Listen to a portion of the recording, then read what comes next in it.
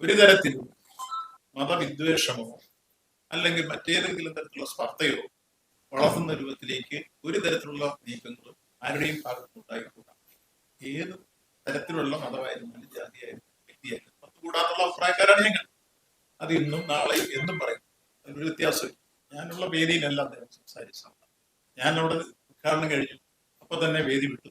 ഞാൻ പോന്നു കഴിഞ്ഞതിന് ശേഷമാണ് അദ്ദേഹം പ്രസംഗിച്ചത്. അതുകൊണ്ട് ആ പ്രസംഗത്തെ സംബന്ധിച്ചും പൊതുവിലുള്ള കാര്യത്തെക്കുറിച്ചും പാർട്ടി സെക്രട്ടേറിയറ്റ് തന്നെ സ്റ്റേറ്റ്മെന്റ്, ഞാനോട് ഉൾപ്പെടുന്ന സെക്രട്ടേറിയറ്റിന്റെ സ്റ്റേറ്റ്മെന്റ് വളരെ ക്ലാരിറ്റിയുള്ള സ്റ്റേറ്റ്മെന്റ്. നമുക്കെപ്പോഴും എല്ലായ്പ്പോഴും മതനിരപേക്ഷ നിലപാടാണ് CPIഎമ്മിനുള്ളത്, ഒപ്പം ഗവൺമെന്റിനുള്ളത്. ആ മതനിരപേക്ഷ നിലപാടിനപ്പുറത്ത് മാറുന്നതുകൊണ്ട് നാളിതുവരെ ചിന്തിച്ചിട്ടില്ല, ഇനിയും ചിന്തിക്കുകയില്ല. 4 വോട്ടിന് വേണ്ടിയോ സീറ്റിന് വേണ്ടിയോ ഒന്നും മാറ്റുന്ന നയമല്ല ഗവൺമെന്റിനും പാർട്ടിക്കും.